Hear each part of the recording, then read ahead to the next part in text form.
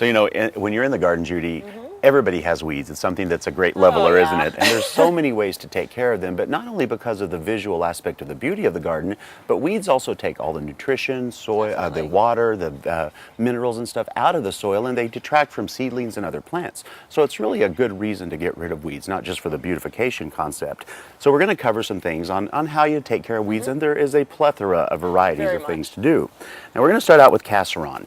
Now the good thing about Castron is it works. I mean, you know, it'll keep stuff down. It's a pre-emergent, which means that it keeps seeds from germinating in the soil. So it doesn't kill seeds that are weeds that are existing. It just keeps the seeds from germinating. However, on the kind of bad side about this, if you use Castron, you can't plant anything for at least a year. So it really is a long-term chemical way to get rid of seedlings and weeds. Now, a great step, you know, down in the level of toxicity is Preen. Preen is a great product. I use it in my gardens at home because I have a large garden area and I'm pretty much by myself working on it. What it does is keep the seedlings from germinating as well, but they also have garden Preen, they have ground cover Preen, they have Preen with a lot of different fertilizers in it. So it's a great way to fertilize and keep seeds from sprouting. And of course, you're going to have to get rid of the weeds that are there, just like with the Castron, but it works very good.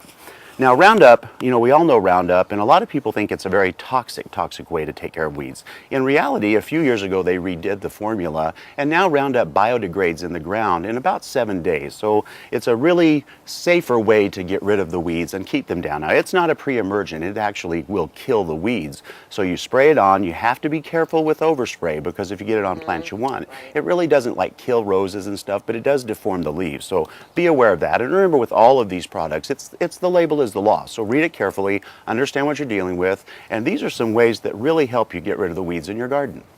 I'm going to be showing you some products that are less toxic, and I'm going to start with corn gluten. It's actually a byproduct of corn, and this you put down after you totally clean out the area. It will not kill any existing weeds, but it will inhibit seeds from germinating, and that's any seed. So you can't put down grass seed or vegetable seed, so you just have to be careful.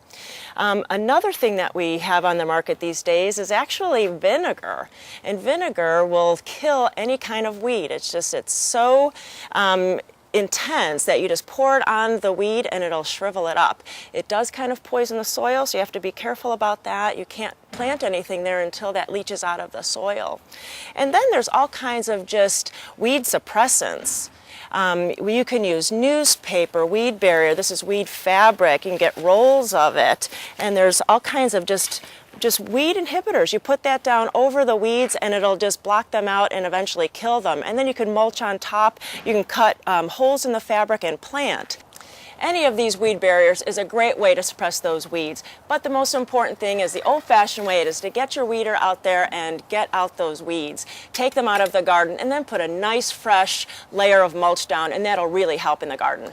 Whichever way you decide to do it, weeds are an integral part of the garden just as much as flowers and fragrance and beauty, so you will have to keep up on it. It's something you will have to maintain. For more information on how to weed your garden and which way works for you, we invite you to go to any of your wonderful independent garden centers.